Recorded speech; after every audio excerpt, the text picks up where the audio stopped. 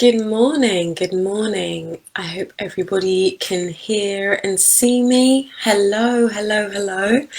Welcome to this beautiful Monday morning. And I am super excited today to be talking to you about your work happiness.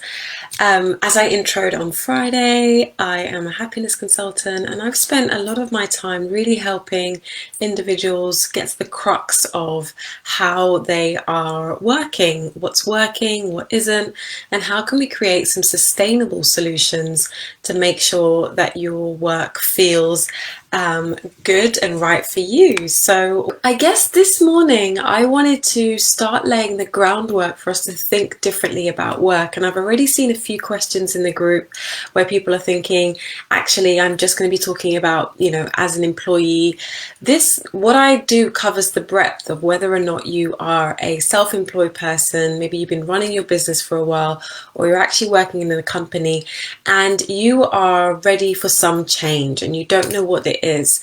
And the pathways that I love to explore with people and what I'll be exploring with you this week is to thinking about what does it mean to love it? How do I reshape and redefine this current work portfolio that I'm in? And I think for me, work portfolio is a big umbrella. I don't want you to think I think gone are the days where we can just channel one job or just think in one direction. I think technology and time has really disrupted work, not only from a physical context, but a social context. So what I want us to think about is not just work as a set channel. It is a amalgamation of different things. And what we need to do within our portfolio is identify what do we need to let go of, what do we need to bring in, how do we tweak certain things, where might there be a change in the working relationships that we want to work through, and start to build up from there.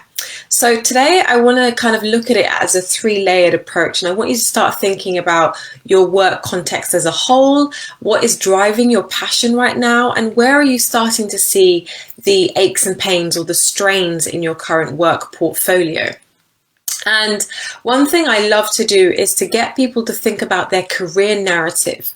And so maybe later on today, I want you to think, what is it that has taken you to where you are today? What are the relevant things that got you here?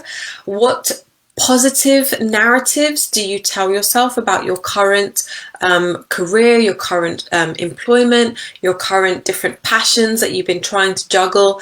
What are the positives and also what are the negatives? And as we start to go through the week and start to unravel that, you can start to see, where am I passionately showing up in my career on a day-to-day? What are the things that have taken me on this journey right now? So when I explore this deeper, it might be the fact that you've had the opportunity to travel with your work. Maybe you've had the opportunity to lead large teams. Perhaps you've been a great executor of ideas, and maybe in your role in strategy, you've really loved bringing ideas to life. And what you haven't loved perhaps is maybe office politics, or the fact that you have such long hours, or maybe it has taken a toll on your central nervous system and your health. What is your career narrative today? And what are you learning about how you're showing up in each of these spaces? What you want to bring more of in your next pivot or your next transition or the next reshaping of your work portfolio, and what do you want to leave behind? I think before we get thinking about changes and ways in which we want to tweak our work portfolio, we have to understand from the get-go what is working and what isn't. And I think when we start to understand the narrative, how we talk about our career internally, it also shapes the dialogue that we start to have with other people, because we essentially train others in how we want to be treated. So how you talk about yourself, how you talk about the things that you do with joy, or how you talk about what you do and why you do it, are all going to be very pivotal to the success that you have moving forwards. And so getting people to understand their narrative or to the journey that they've taken so far in their career will help them to next get to the stage of what is next? What is the next thing that I want to carry over? How do I build a bridge from where I am now to where I want to get to? So some of you have already mentioned in the chat that you have a business and you have come to the end of the line. You've been working in it for a while and something just doesn't feel right. You feel like you're at a crossroads with it. What is it throughout this length of working for yourself and working on your business? What is it about working in this business so far that is starting to weigh you down? What is it that you're thinking? Is it the way that I maybe don't have the right systems in place? Do I need to leverage my time better? Have I grown tired of the products and services that I am selling? And equally, if you're working in a position right now, one of the core things that I think is pivotal when you're deciphering your career narrative is figuring out where is the pain. When I look at the work that I'm doing internally, am I struggling with the people that I'm working with?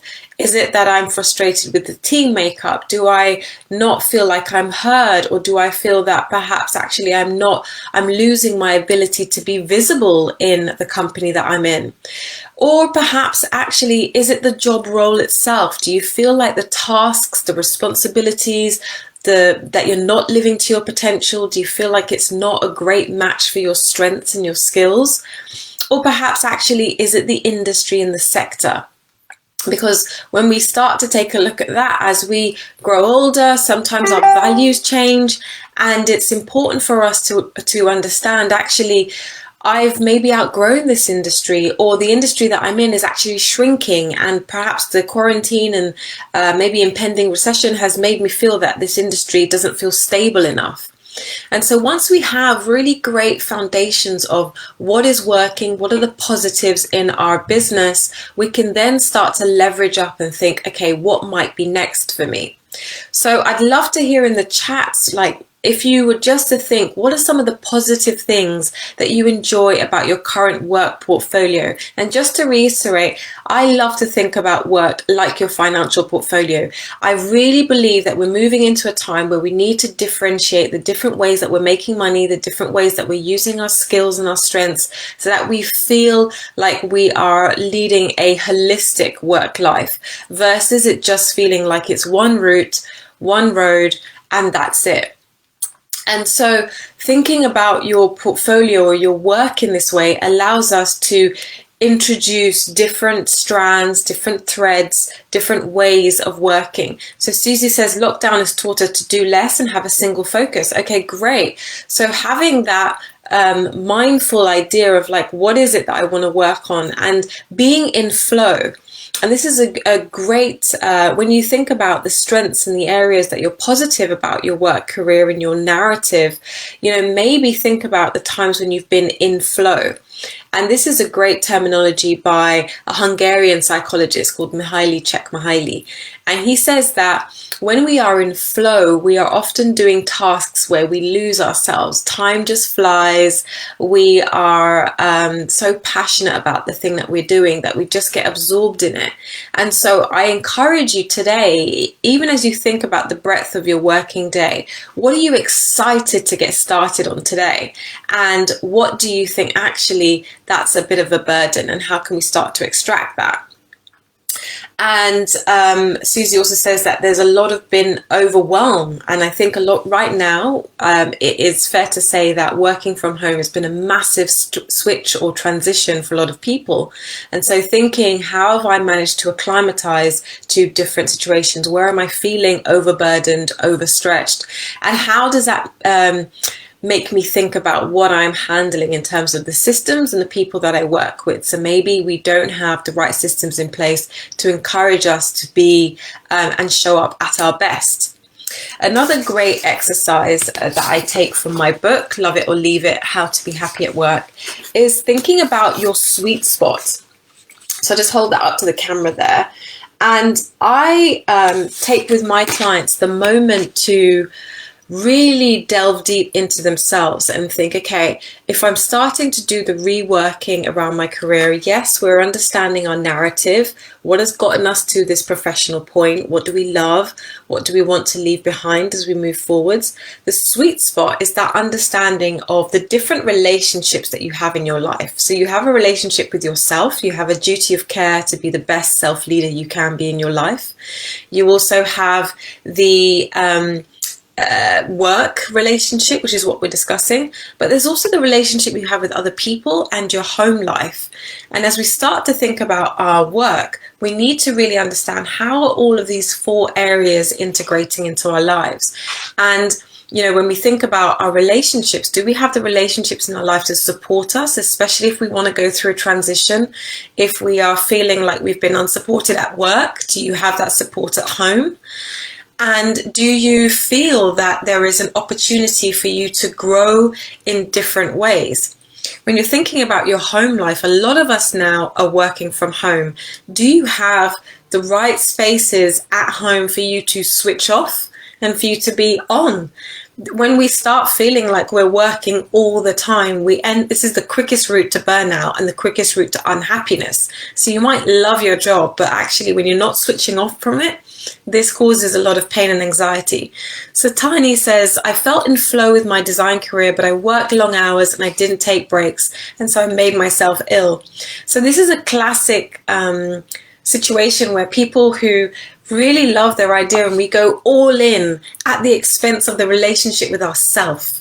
And it's important to think, how can I set up better rituals and practices that allow me to lean in with that relationship with myself a bit more? How am I eating? How am I sleeping?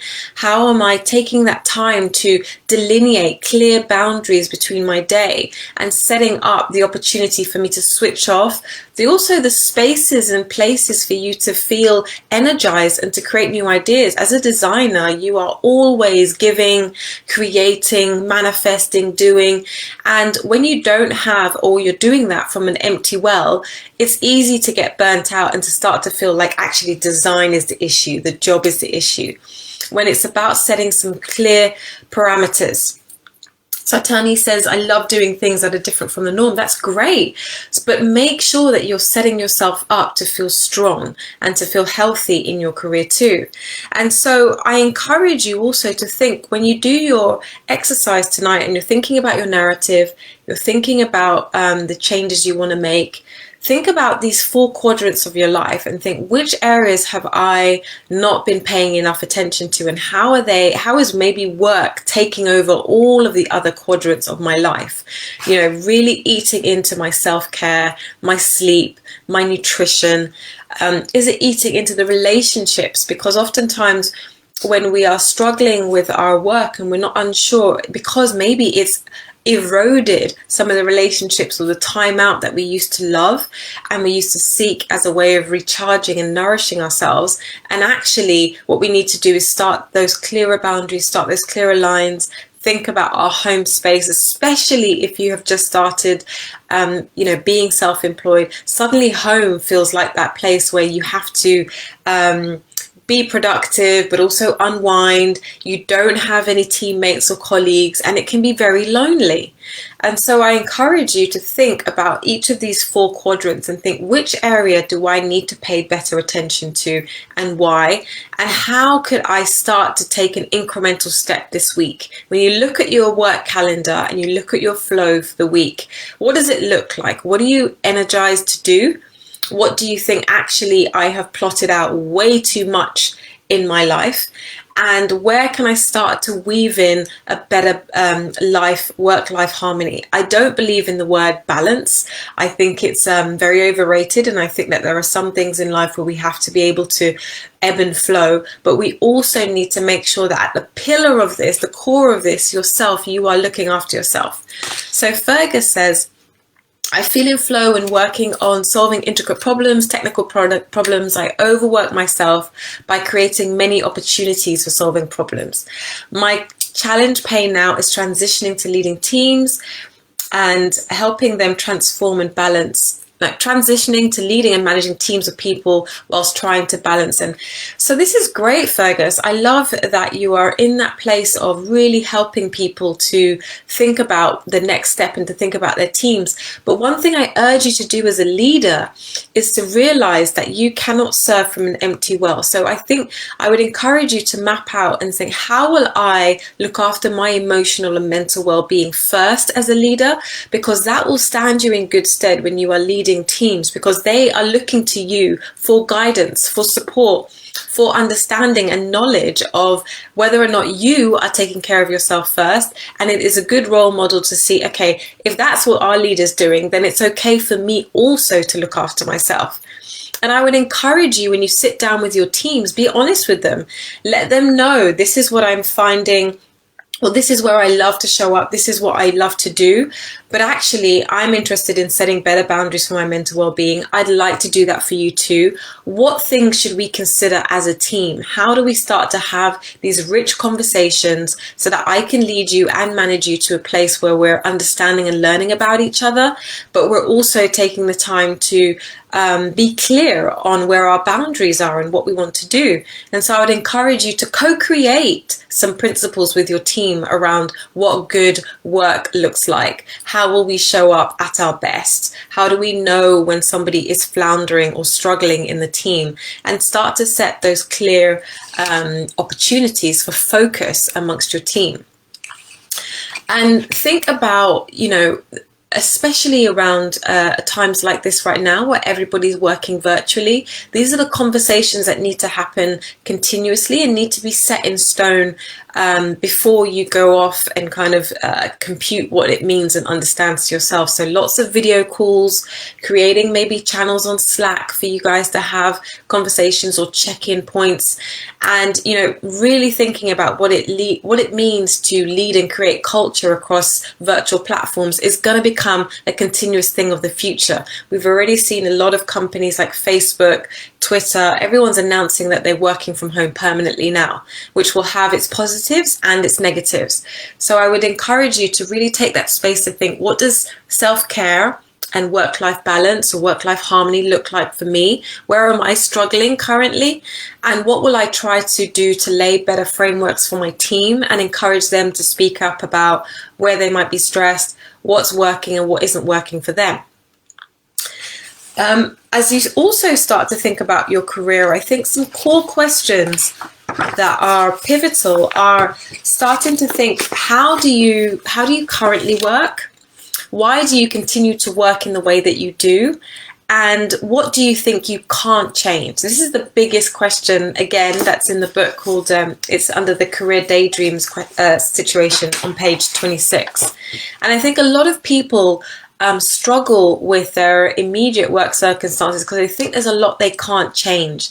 And what I want to do this week is give you that sense of agency to realize you can change a lot of things. It might not happen overnight, but it's taking that empowered state to know, actually, if I can identify through looking at the pain narratives or the career narrative, through identifying the different areas in my life, I can start to see, actually, I'm burning the candle at both ends, or maybe I'm not making the priority for other things in my life. So what will my calendar need to look like? How will I start, even if it's just 10 minutes a week, to just say, do you know what, I need an hour or a day or 30 minutes for me to just have breakfast in the morning before I get up and start looking at my emails. And this is a great area that I worked with a client. And he used to get up in the morning and look at his mobile immediately to get on the email treadmill. And I said, actually, what you need to do is create a new habit. And so I don't know if anyone's read the work of James Clear or BJ Fogg. They do a lot of research around habits. And what it is that often there is a cue that brings around a a kind of routine or a behavior or a practice, and what we need to do is disrupt that. We need to really think about, how is it that in the morning I'm getting up and I'm checking my phone? And I always say to my clients, you have to create before you consume. If you start going on the email treadmill, that is somebody else's agenda in your life versus your own.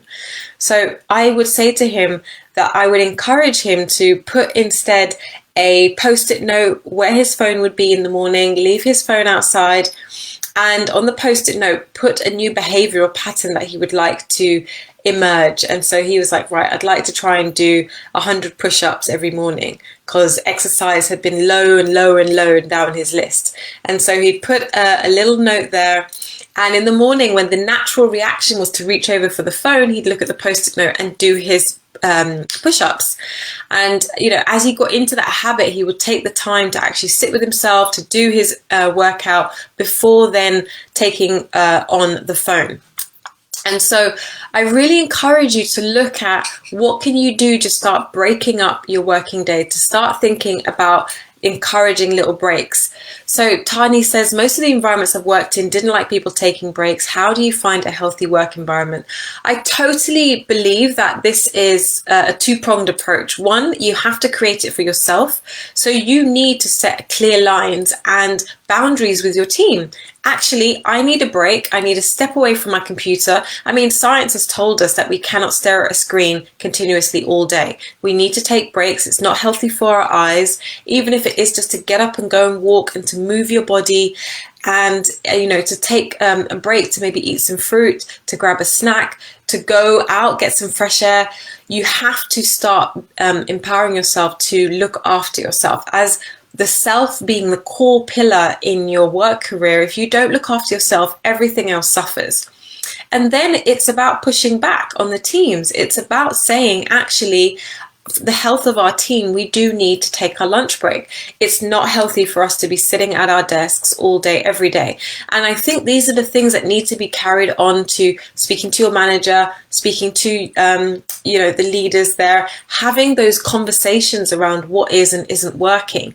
And I think the more that you can be vocal about this, I really do empower people, the middle managers. I think they are like the unsung heroes sometimes, because they are privy not only to senior leadership, but also to the teams, and they have more power to keep pushing back and to say, actually, this is not the best way that my team can be working.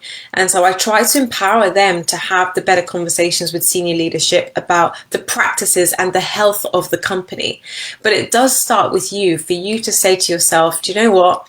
I need better rituals, routines, and maybe I need an accountability person. Maybe I need somebody to check in with me to make sure that I am having and taking those healthy breaks, because it's important. We're not robots. We haven't gotten to that point of transhumanism where we can function all day, every day without rest. Our brain needs rest to recharge, to generate new ideas, to come from a place of originality. Our bodies need to move, they need to be nourished, and they need food. And you cannot hope to be productive if you are not allowing yourself these basic nourishment tactics.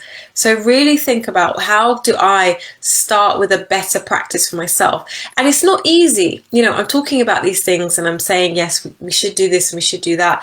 And I encourage you to realize that actually it's going to take breaking some habits. It's going to take, actually, rather than, leaning into just one more email or one more conversation, or sitting at your laptop for another 3 hours, it's going to take actually saying to yourself, do you know what, if I have to put some sticky notes on my computer, if I have to some people put reminders on their phone to drink water. If you have to do whatever it is that allows you to set up better routines and better habits to get into that place of understanding, the better it is for you. So Fern says, it's tricky. In a competitive environment, taking a break is important, but if you're taking time out and there's someone else working over their lunch break, it's almost like a black mark against my name. And this is the sign of a really toxic culture, because it frustrates me that a basic human need to go to the toilet, to have a lunch break, is considered as a competitive streak. And I think this is where the work needs to be done with leadership, to get them to understand that competition and pitting each other against each other isn't the way forward for the success and the health of the company, because at the end of the day, the person who is working over lunch break is more likely to be burning out quicker, and the ripples of that are needing to replace that person on the team if they're away or sick, through stress-related illness, and then more and more turnover of staff commences. And so it is about thinking, how do we start to, and so great, Tiny, you've asked me, the next question is, how do we start to encourage with our manager? What I would love you to do is to really think about your manager. So in the book, I talk about the different characteristic traits. And so there are managers who are more commander-like. So they deal with facts, figures, they're very rigid, and they do not appeal or understand appeals of emotion. So the other type of manager is somebody who is more of a pacifier. So they like to keep the peace, they like to keep the energy of the team, they always want consensus from other people. There is the navigator, who is a little bit more energetic, a bit more of a people person, quite extroverted. And then there is the cautious type, somebody who really likes to just get on with work, very methodical. I would encourage you to understand the personality traits of your manager and to really think to yourself, what is the best way for me to communicate with my manager?